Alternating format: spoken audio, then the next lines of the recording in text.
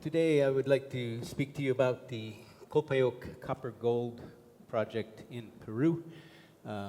This is a project in the exploration stages with Copper Standard Resources.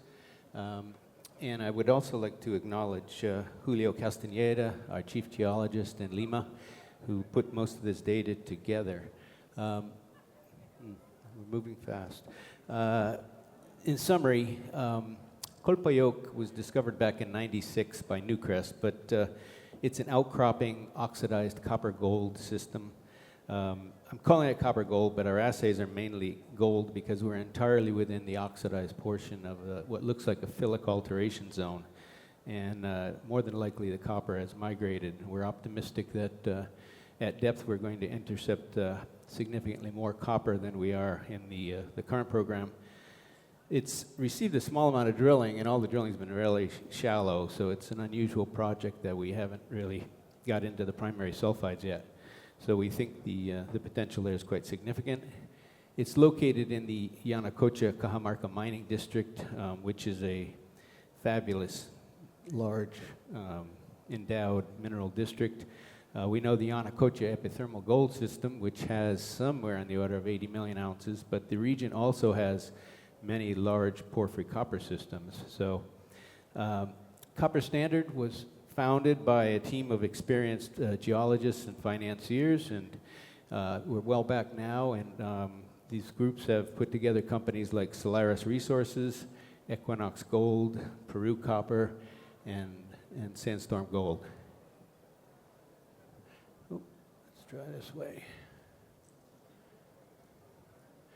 We will have some forward-looking statements, and this is available for you later if you'd like to read it. On a metallogenic front, like I say, we think of Yanacocha as a gold district, an epithermal gold district. But as we see here,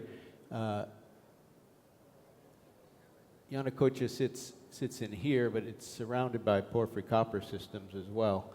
And so as such, it's classified as a porphyry copper belt.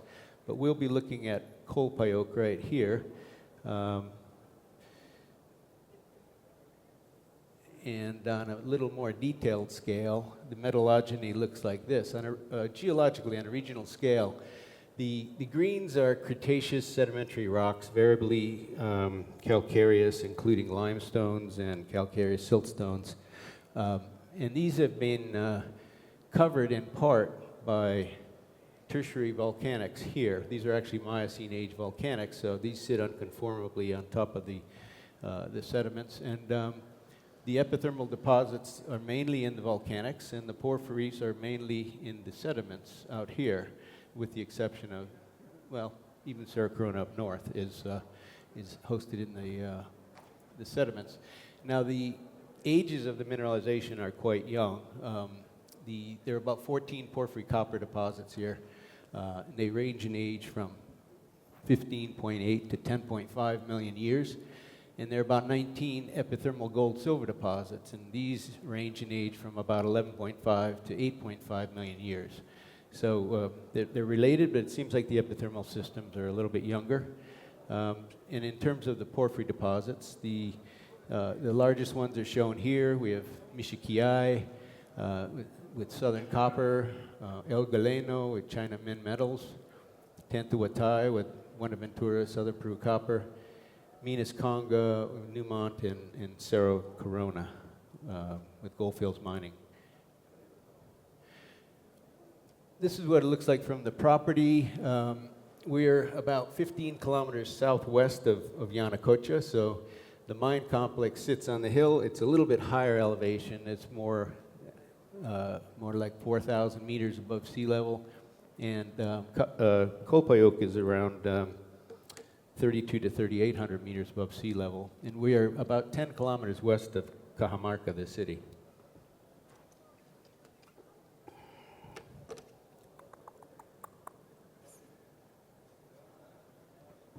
As far as property, we have options to acquire 3 concessions covering about 15 square kilometers.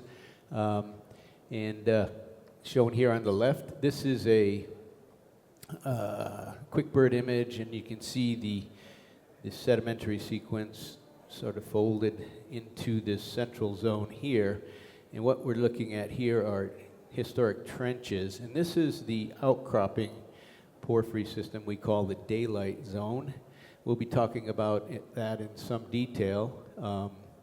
The surface rights are held by 3 different communities, and we currently have drill permits for 19 pads, so we can drill more than 19 holes, but we have pads for 19 locations. And currently the drill program that we're undergoing right now is shown here, surrounding the daylight zone. We have other targets shown on the map. I'll go into some detail on that. But the beauty of the project is that the surface rights are private. The main landholder is Cooperativo Yuyu. This is a commercially oriented cooperativo we've been working with for many years and have a very good relationship. Separately, there are smaller communities over here, Kushunga and Sexamayo. These are part of our community relations program, but our main mineralization and activity is here on the Cooperativo Yuyu.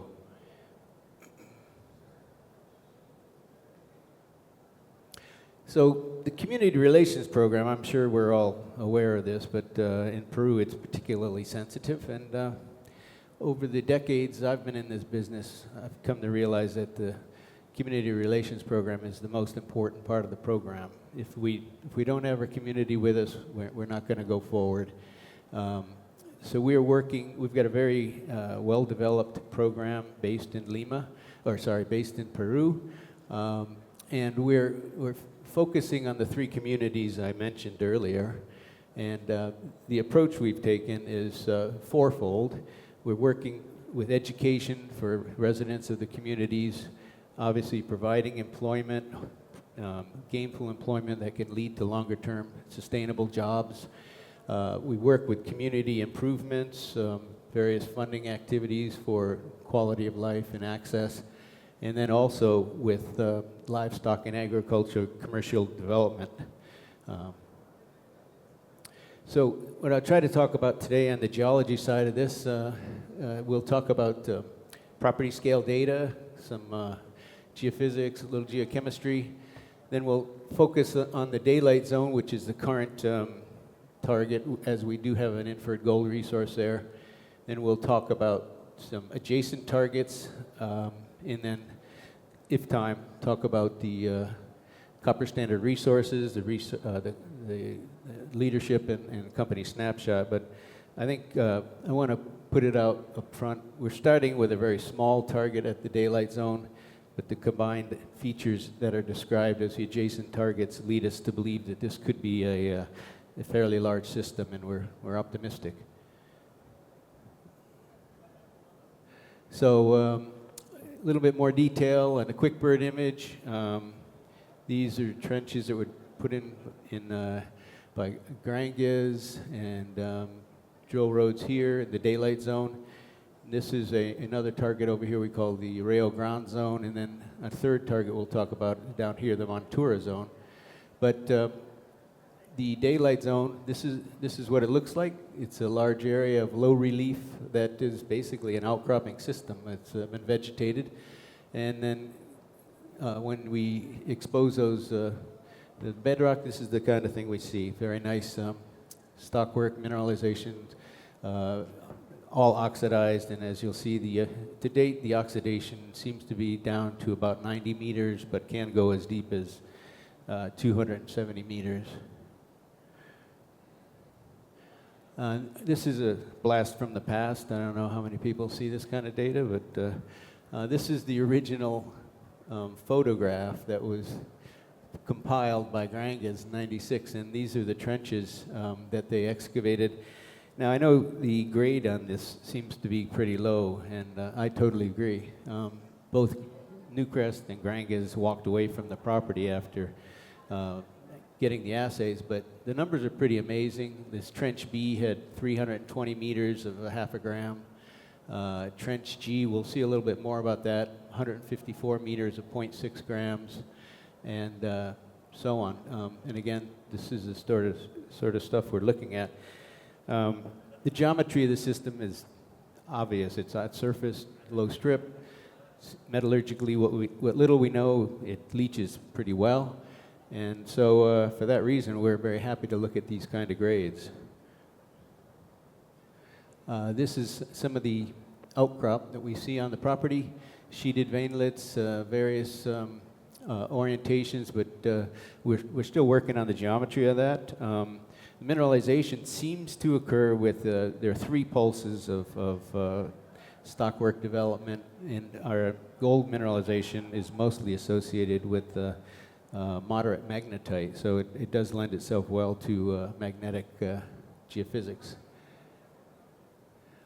I talked about one of the earlier trenches from Balaclava, Granges.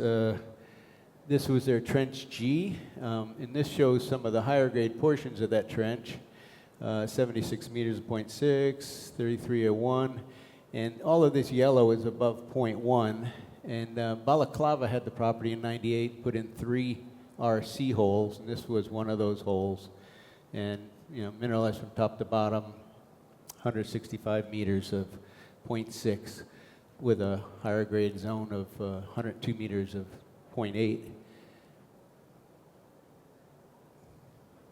So now looking at the geophysics, I started working with this project in 2009, a company called Estrella Gold, and Phil Anderson was part of that team.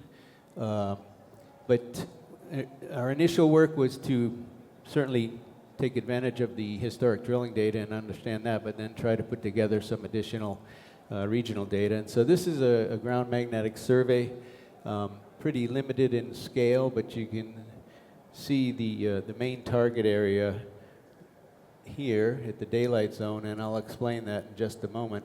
The reduced dipole total magnetic field is a little bit, shall we say, confusing, but we have 2 terrains recognized, A and B, which are flat features, slightly different total magnetic susceptibility, but these are basically sedimentary rocks, the Cretaceous sedimentary rocks. And then zone C, right through here, this shows the location of the original Newcrest drill holes, and their discovery hole was here, number 6, CPD 6, at about 145 meters of 0.45 grams gold, which, as I say, they did walk away from. But nonetheless, the zone C is characterized as both intrusions, skarn, various alteration, and hosted in somewhat adjacent volcanics. And then zone D is this the largest magnetic gradient, which we have interpreted as likely skarns. Now, this is probably the best example I've ever been involved with where we process this stuff. Geophysicist Buck Slube did this work. This is analytical signal processing of the total magnetic field, and lo and behold, we get some of the best recognizable features, very distinct from the surrounding areas. The daylight zone shows up very distinct mag high, or red high, I should say. We see 2 other zones which seem to line up in a northeast trend, parallel to the main structural controls. And then this zone out here, the magnetic feature, which we now call the Rio Grande Brecha skarn zone. So A and, oh boy. Sorry. A and B are exposed at surface. C, we believe, is a covered magnetic intrusive, and D is a covered skarn breccia system, we believe. Looking at some of the regional geochemistry that was completed early on, in this slide we're looking at gold in the upper left, silver in the upper right, copper in the lower left, and moly in the lower right. And what we see is that the daylight zone here is certainly some good outcropping, gold values. We've seen that in the trenches, but there's also a pretty good sized geochem anomaly here to the south at both Montura and Rio Grande. We look at silver. All the silver seems to be at Rio Grande, which is more of a distal environment, I guess. Copper is a very nice, strong signature, extending both from the daylight zone down to Montura and even over towards the Rio Grande. And then the Mali anomaly seems to be very similar to the copper anomaly, only stronger in the Montura zone. Excuse me.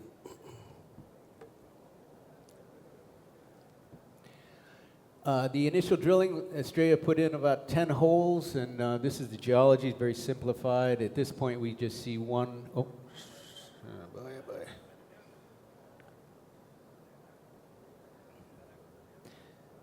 We just see one large intrusive here, feldspar porphyry intrusive. It's subsequently been subdivided into four pulses of intrusives. But of these drill holes, all 10 of these had significant intercepts. Coal 2 had 107 meters of 0.67. Coal 4 had 140 of 140. 140 of 0.55. And number 7 had 140 meters of 0.47 as well. So these were all put together. The assays were combined with the trenches, and an initial inferred resource was produced. So there was a resource produced in 2012, and the current company put together an updated resource in 2021. These are the 2021 numbers based on the 2012 drill holes. And what we come up with is roughly 20 million tons of a half a gram for about 300,000 ounces of gold. And importantly, based on logging and limited geochemistry and about 30% cyanide extractable gold assays combined with fire assays, we recognize about 3/4 of this is oxide, and the other 25% is mixed. And the preliminary met looked encouraging, close to 80% on the oxide, close to 60% on the mixed. That's the sort of range we're looking at. So that's where we are now. This is what the oxidized core looks like. This was the first drill hole. You're down at 75 meters. We can just see all the sulfide's been oxidized. Nice stockwork. And then down at 160 meters, still very oxidized. This hole had 120 meters of about 0.5, I believe it was. So here's a look at the block model that shows the historic data that was used for the resource estimate, and it also shows our current drilling program. So as I say, the grade distribution is very uniform. No spikes, no nuggets, and again, nicely oxidized. And so the reds here are greater than a half a gram. The oranges are 0.3 to 0.5, and you can see over here in section G, drilling down dip from the coal 4 hole should be pretty straightforward.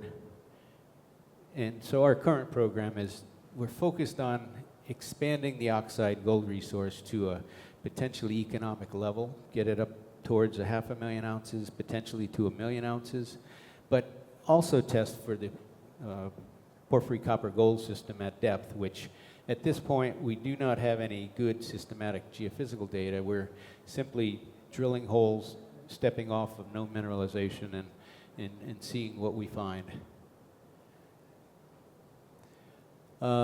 The historic drill holes, this is the same sort of area we've been looking at. The daylight zone here. You can see some of these limestones exposed on the east side. These are marbleized for the most part. In place we do see skarn development, some skarn up here. So the historic holes are in white. The current permitted drill holes are in yellow. And the green drill holes are the holes we've completed. We just completed this hole, number 4. This is the deepest hole on the program. We got it down to about 370 meters. So we'll be releasing these results in the coming weeks. but things seem to be going according to plan.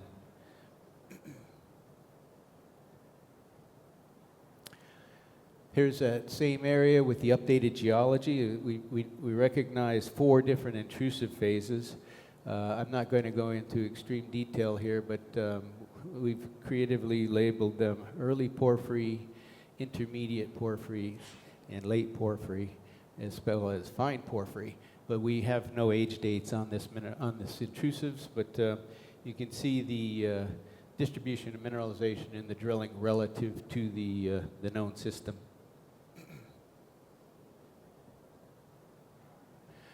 And our model is pretty simple. Looking on the right here, these are drill holes we've completed, mineralization basically top to bottom, and we're stepping off from them with additional drill holes. But yeah, we expect there should be some supergene enrichment in the system based on the amount of leaching we see. The background copper content of the oxidized zone runs around 900 ppm. So we have good evidence that there's copper in the system. We do see chalcopyrite in some of the distal portions of the drilling. Main mineral is chalcocite. So we'll be looking for the potential supergene zone, but then ideally we'd be looking at primary copper gold porphyry system. So this is a schematic version of that over here. Mainly drilling in phyllic and looking for that potassic core. And so then that leaves us with the discussion about other targets. This is the daylight zone focus we've been talking about. The primary targets we'll be following up next are the additional porphyry targets on the same structural trend. The crater target is a covered magnetic feature, as I mentioned, but Montura is an outcropping magnetic feature, which we know is a porphyry system as well. Montura, we've got a large area that's been mapped out, and we have outcropping stockwork. As I say, no geophysics. We haven't even completed IP here. This is a very nice target for IP, but best values out here shown 22 meters of 0.6. So we're seeing similar mineralization, just a matter of getting a proper drill hole into this. And importantly, when we look at the size of the system, the daylight zone is over here. This is the Montura zone down here, intrusive. We think it's coeval with the daylight zone, early porphyry, and these are some of the discontinuous trenches. So we think this could be the same system and could be quite sizable based on that theory. And then lastly, we'd look at the Rio Grande scar and breccia target. This is the magnetic feature over here to the west. Estrella put in one peephole, 87 meters in depth, just to try to see what was down there. And then in the same area, Newcrest put in one core hole, CPD-04, and they hit some features that are encouraging. And we look at the CPD-04 hole, this intercepted silver mineralization hosted in manganese replacements that are within the carbonate rocks of the Cretaceous sequence. This has not been followed up. We're looking at about 64 meters of 1.5 ounces silver, just about. And then over at the Rio Grande anomaly, we drilled mainly sediments, but intercepted a polyphase breccia here. You can see the large clast here, containing clasts internally, which also include massive sulfide clasts. So certainly can see there's some juice over here, and it's hosted within an angular fragment-supported breccia with sulfide matrix, and we believe this is above the magnetic body. But there's a little bit of geochemistry in there, but nothing to get too awfully excited about just yet. So the program is led by our Peruvian team. The country manager is Elciario Atunes de Mayola, and as I mentioned, my co-author, Chief Geologist Julio Castañeda. They both have extensive history of mining experience in Peru as well as globally, and they've put together a team of young geologists that are doing all the heavy work down there and supervising them, and so we're in good hands there. And they also supervise the community relations programs and administer that. So Colpayoc is advancing towards 500,000 ounce oxide gold resource, and we're optimistic we'll be defining the target areas for a primary copper gold porphyry system.